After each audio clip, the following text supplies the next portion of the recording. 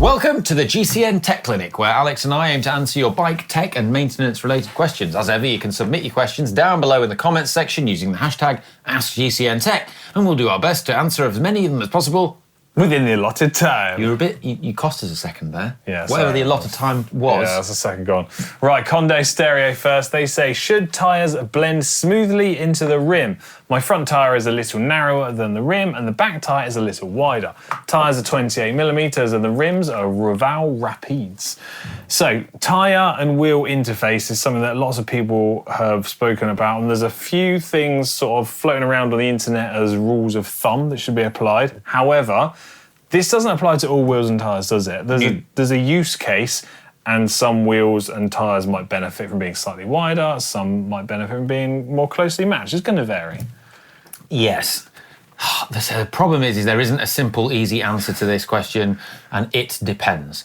Generally, what you want to try and avoid is a tyre that mushrooms. If you want optimum aerodynamics, you don't want a tyre that sort of mushrooms out, or like a traditional light bulb shape would be the cross-section you'd form. Yeah. You don't want it to mushroom out over the top of the tyre rim. Good for comfort, bad for aerodynamics. Yes, well, that's the thing. If you want comfort, then maybe that is good and it's not a problem. One thing you do often hear banded around, and I see people quoting this in forums like it's gospel, it is the sort of 105 rule, which was something that Josh Portner, our friend at Silka, he investigated when he was working at Zip and working on their wheels. And with the particular tyres that they were using and the particular wheel rims they were using, that was something that they found to work really well.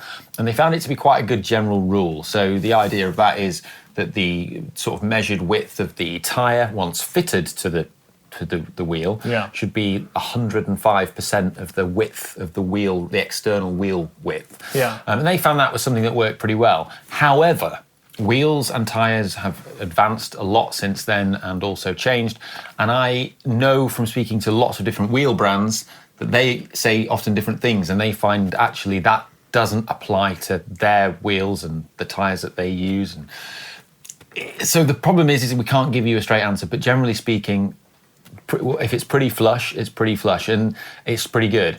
And you'll often see the wheels that you have the manufacturers often stress the tyre width that they say that it's optimised for. Yeah, that's good. So for example, so the latest like Vision wheels, the RS wheels that we've just got, they're optimised for a 28mm tyre. Yeah, I think it says that that's how they advertise their wheel. Yeah, lean on the information that the wheel manufacturer is providing, because they will have tested for their wheel, and that's the best thing to go by. It's no good referencing tests that aren't using the equipment that you're using. Yeah. Next one from IZI941. They say, question about balancing the wheels. As sealant dries, do the clumps on a tyre affect it, or perhaps some dirt and mud on the wheels, or if you hit a pothole /rock/root (spoke tension), does that unbalance it? Well, I mean, you're sort of the in-house wheel balancing expert, so... you use the word expert. I mean, I was waiting for nerd. Nerd? Expert nerd? Yeah. Yeah, absolutely. If you have a big dried up ball of sealant in your tyre, then that will affect the balance of the wheel and cause it to be out of balance. Simple solution is just make sure when you install sealant in your tubeless setup, set a reminder on your phone. And the nice thing, if you're using this stuff, the new Ultimate sealant, the best thing about this stuff is it's used by sort of date as a sealant in your tyre. What do they say on it? Like 6 months? Yeah, and you can just top it up with the sealant replenishment. Yeah, stuff like so that. Good. 6 months, pretty good. It's all about mass, right? If you're changing where the mass sits with the wheel, it's going to become out of balance. Whereas hitting a pothole or a rock or a root and changing the spoke tension momentarily in the wheel, that's not going to change where the mass is positioned in the wheel. And then in terms of like all the benefits of wheel balancing, like at the moment, in that one little moment where it's hitting a root or a bump, it's like, well, yeah, there's bigger problems for the wheel system to overcome. It doesn't matter. That's going to happen, whatever. The thing is about mud is a good point. Yeah, like if you're riding in a really muddy conditions, whether that's mountain bike or cyclocross, and you've got loads of mud, like mass sticking to the tyres, then yeah, that's going to probably throw the balance off as well, and mean that for that particular application, muddy environments, perhaps not the best. It's not really going to help you much, maybe. Yeah. Okay. Right. Next question over to you. It's from Max. Max H says, I often see riders sitting on their bike's top tube during breaks, sometimes with one foot still clipped in and the top tube between their legs, or sitting sideways with both feet on the ground. Even you guys on GCN do it. Is this actually okay for the bike, or can it cause damage? It can cause damage. I've done this like my entire life. Yeah. And I've never had a problem with it. And I don't believe it could cause a problem. Well, in theory, it could, okay. That particular part of a bike, if it's a very fancy carbon fibre lightweight bike, often isn't designed to take load from that direction. Yeah, I can't argue that. Yeah. And so that's the problem. And I think also, while you might see sort of pro riders doing it or whatever, statistically, way below weight averages for the general populace. And so if you are heavier, that is going to be a more of a risk. Yeah, I can't disagree with you. I just think in like a real world situation, I don't see it being a problem. But in theory, I understand that it could be. I think manufacturers are going to always say don't do it, because if they say don't do it, then if you do it and your bike breaks, then they said, well, we said don't do it. So imagine a warranty claim. How did your frame break? Well, I sat on the top tube. They're going to be like, yeah, sorry, mate. Yeah. Right, we've got a few questions and comments that we picked out from underneath one of your videos about your world record attempt, right? Yes, this is right. We did it, in America, if you've not seen it, trying to break the record for the most US states ridden in 24 hours. Yeah. Now, defender of the adverb. Okay. I didn't know adverbs were under attack. Yeah. But this guy's got their good back. to know there's some defence. He asked for this, it was an ultra-endurance ride, so he says, why no crotch rot cream, Ollie? And a Band-Aid or two, and what about sunscreen? What would your mum say? Well, my mum always says wear sunscreen. Good. Solid advice, I think. But I wanted to elaborate on a few of these things. So, we don't generally use chamois cream. Neither of us tend to use it. Don't. Si doesn't tend to use it. Like, Connor doesn't tend to. Like, I think it falls into one of those categories, right? In my mind, it's like Marmite. Either you like Marmite or you don't like Marmite. You either like using chamois cream or you don't. You either need it or you don't. I think there's no halfway house here. Some people swear by it, other people are not interested. I think with like a lot of modern chamois having antibacterial treatments and things in them, I think that probably does help a little bit. I think the other thing is on a really long ride like this, I would also consider using it like later on in the ride if I had to. But a couple of other things to that. When I've done ultra rides in the past, I've often taken a second set of bib shorts if we've had support. Yeah. And I've just swapped halfway. That is good. Which does help. Yeah. Did that on the Monte Grappa ride. Another one is sunscreen. Absolutely. Of course, I'm absolutely caked in sunscreen. Yeah. One thing I have learnt, though, is that with regards to different sunscreen brands out there, and we've talked about this before, some are better performance than others. So you want to try and go for something that's alcohol-based. Yeah. Because then it doesn't clog your sweat pores in the way that the big, thick, white creams. Yeah, like those greasy creams, not so Yeah, great. they have like magnesium dioxide as the white pigment. They tend to clog your pores a bit, and that can inhibit sweating, which is crucial for cooling. Another thing as well, top tip I've got from along the sort of chamois cream thing is a top tip from from ultra endurance cyclists I know, and I never got around to trying it on this one, but I did have this stuff. Was the blister plasters, Compede is like the big brand in blister plasters. Okay. I had these potentially for my hands. Oh, okay. But also maybe you'd use it downstairs if you had to. But it creates like a soft cushion padding if you've got some rubbing there. All right. Anywhere. I do have one sort of general bit of rule and advice for when you're applying chamois cream? No direct eye contact is normally the general rule. Yeah. Yeah, when you're applying it. That's normal rule of thumb to go by. Right, moving on. Or when eating a banana, so I've been told. Okay. Unplugged 89 say, how do I calculate my tyre pressures if I have different tyre widths, front and back? For example, running 28 on the front, 30mm on the back. Well, it's pretty simple in my mind. You put in all of the information in your setup for 28mm tyres, take the front tyre pressure, then you redo the calculations to a 30mm tyre and just use the pressure that's spat out for the back. Yeah.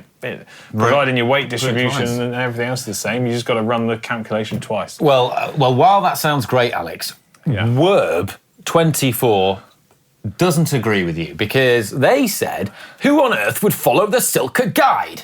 80 psi for a tyre setup tubeless when you weigh 70 kilograms? He's talking about me. Yeah. Why is no one calling this Silka thing out? It's insane. So let's have some context to this. So presumably in your video, this was on my video. Explained everything. Yeah. You've got your total system weight, all your setup, and that's the number that tyre pressure chart suggested was the fastest for you. Yeah.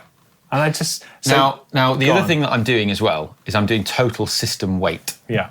Now, that is important. So although you don't do your tyre pressure based on what you weigh, if you follow the good tyre pressure calculators, like the Silka one, which is free, you have to measure your total system weight, which means all your kit, all your food, all your clothing, your bike, and everything else, that on the scales. Yeah.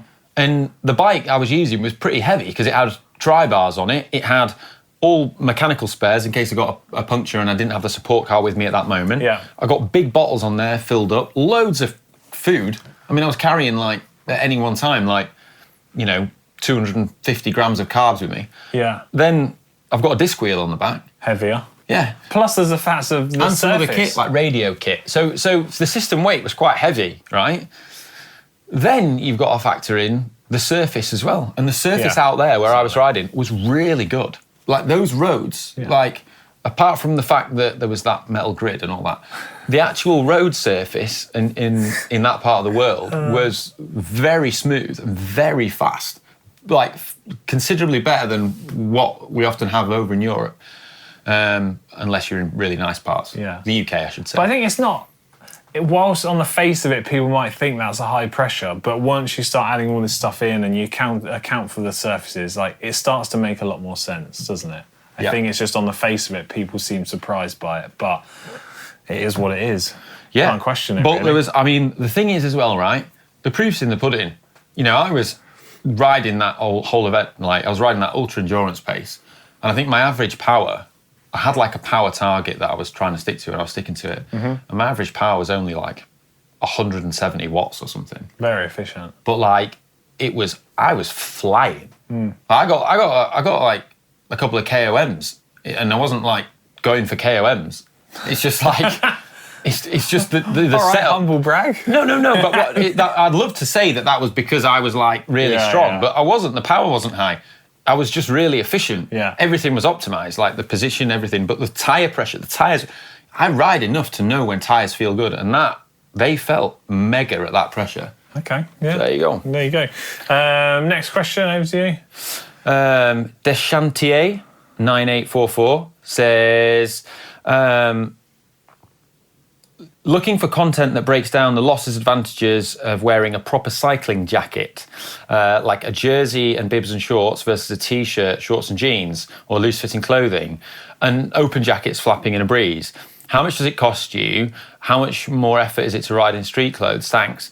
Well, I can immediately think of a video that springs to mind where I saw you riding an Aero road bike in various different clothing. One of them included baggy shorts and a t-shirt, and it was one of the funniest things I've seen was a full-blown Aero bike with you riding on the Flappy kit. Do you know what? It slows you down absolutely blooming loads. It's like wearing a parachute. It is ridiculous. And I remember going to the wind tunnel at Silverstone years ago with Opie. Yeah. And we had an open rain cape on and a rain cape as well.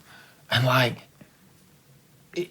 it's I mean, if you're going like 40 odd K an hour. Can we put some sort of numbers to this loosely? What do you reckon? Like open rain cake flapping around. Yeah. Like 100 watts, 40 K an hour. I was thinking in my head, some flappy loose clothing compared to Aero kit, you'd probably in the realms of like 50 watts. Oh, easy. Like a flappy t-shirt, flappy shorts on compared to some tight fitting kit. Like I'm going to say easily like 60 watts. But this is at speed. If you just even at 30k an hour, you're chucking away like 30, 40 watts. So it's plumbing loads. Like it, yeah. If you want to make your riding a lot harder, wear something that flaps in the wind. Like it, yeah. It's just there you go. Okay, yeah. You know, some people aren't bothered, but whatever. If you are bothered, don't wear flappy kit. Right, I've got the last one here, but there's a few questions rolled into one here, so I shall position them to you gradually. So, David Tideman 1431 says, thanks for your post. He's got 4 questions for you. So, you skipped over the importance of bike fit. So, do you want to discuss bike fit for your world record attempts? Yes. Why did you skip over that, and did you focus on that in many ways? I did change the actual position that I had on the bike. Yeah. So a bit of a challenge actually with that kind of bike. So trying to do an ultra endurance setup, I want to make the bike comfortable. I want it to do 2 things. I want it to be rideable in a tri-bar position, and I want it also to be more comfortable and a little bit more upright than I would in my normal road bike position. And I then also verified, so I made some changes and then I tweaked and verified those changes actually using an app which we've spoken about recently that's called My Velo Fit, which you can use at home. Yeah, okay. Which was actually really good. So one of the things is compared to my normal Canyon Aero setup, I had the saddle like slammed on the rails all the way forwards. Yeah. Which then opened my hip angle up a bit. And I also had the bars like 2 centimetres higher than normal as well. So the normal riding position was a lot more shorter, a lot more relaxed, a lot more upright if I needed it. But then it also meant that the tri-bar position was still quite aggressive, but more comfortable than what I would have on a TT bike. Good. Next question, revolving around the use of the disc wheel on the back of your bike at high speed. Do you feel you were able to hold the required speed that long that is trying to optimise for using that disc wheel? Well, this is a big myth, which is that aero equipment only works when you get up to a certain speed, and that is absolutely not true whatsoever. Even at modest speed, reducing your drag is still helping you, and like it doesn't matter. Like I'm trying to average say 30 kilometers an hour. There will be moments where I get a massive benefit by having more aero equipment because I'll be hitting 50, 60 kilometers an hour at certain moments, like on downhills and stuff. But even on flatter sections where I am just going 30 kilometers an hour, like you're still getting a big benefit. And anything that you can do to make yourself more aerodynamic is going to make you faster and is going to make a difference. And, like I said, when we were talking about that previous question about how quick I was going off such low power, like that's why. Because you use all the aero tools, like they still work. Like even if you're, if you want to be faster, even if you're not super strong and don't do super high power, you will still go faster at moderate speeds just using aero equipment. Yeah, there's a similar question actually regarding around the wheel depth here. So someone's suggesting there's maybe minimal benefit over a 50mm deep rim, and then at crosswinds you've got the gusts of wind, can cause handling issues and loss of control. Now, I've got a bit of experience here as well, so I'm going to say super deep wheels do ride different, you do have to be aware of it, but I wouldn't say to the point of becoming dangerous. No. And so, talk us through, you used a super deep front for your record. So. So it was the Mark from Princeton, which is like 75-80. Super deep. Yeah, but it feels amazing. Yeah. Like I didn't feel like any issues with bike control, even though we were riding in like crazy wind at one point. Like there was a bit of crosswind coming in and the storm and the rain. I didn't actually feel worried about, the bike didn't feel twitchy. I actually felt really good. And I think the other thing with the disc wheel is I've never really had an issue with a disc wheel. Where we live in the UK is one of the windiest countries on the planet. We're a little island in the middle of 2 horrific sea. We've got the Atlantic Ocean and the North Sea, both of which are blooming horrendous. Yeah. And we're in the middle. We get blown around all over the place. Yeah. Disc wheels, I never feel anxious about riding a disc wheel. No. Like I've used the disc wheel in many time trials, all the time.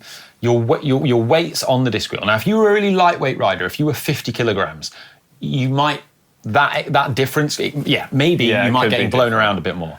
But being around 70 kilograms, I never have an issue riding a disc. One thing I do want to say, though, is... You just get that sail effect, which blows you forwards. Yeah, wheel and rim design is crucial to take into account here. Rim depth as the only metric to look at isn't really going to give you the full answer here, because you could have a old school V-shaped rim that's 50 millimeters compared to a modern U-shaped rim with careful designs that could be 60, 70 millimeters, and that could be more stable in crosswinds than the old school shallow V. So you got to look at a lot of different factors here to understand what's going to be a stable product or something that's perhaps unstable. Yeah, and the other thing that this guy is asking as well is about the chain waxing. So I said that I'd used the Silka Endurance chip. Oh, yeah.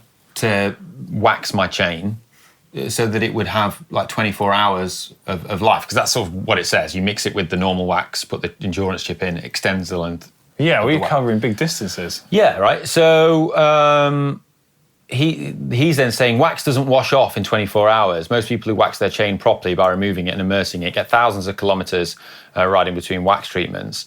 Totally agree. Like, by me saying it was the 24-hour thing, that is like the minimum that you would get. And it's a pretty conservative estimate. We too have found you get longer than that. But that endurance chip wax for an ultra ride, I think it's the way to go.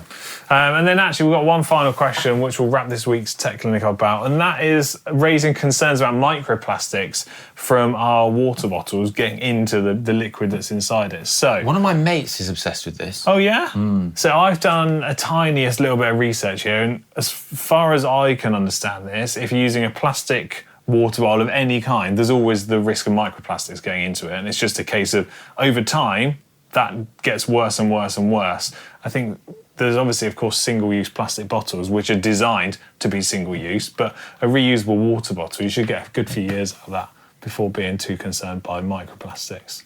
Well, the other solution to that, which, if you want it, Camelback do it, and there's one right there. Yeah, metal. Is they do metal bottles. So they do this one, which is one of the steel ones, and they also do really if you got the money. If you're a bit pretentious. Fancy pants. Well, I wouldn't say pretentious, just if you're really into it. If you're into it. We've got fancy pants titanium ones, which are lighter than this. But these, they keep your drink cooler, but also avoid the microplastic situation. Yeah, 100%. If your friend's concerned by that, maybe you should treat him to one of those for Christmas. That's a good shout, actually. Yeah, there you go. Right, that's it for this week's GCN I'm not allowed to name my friend. Yeah, not allowed. He has no presence on social media. This is your friend. He's basically, I think he's a secret agent, so I can't name him.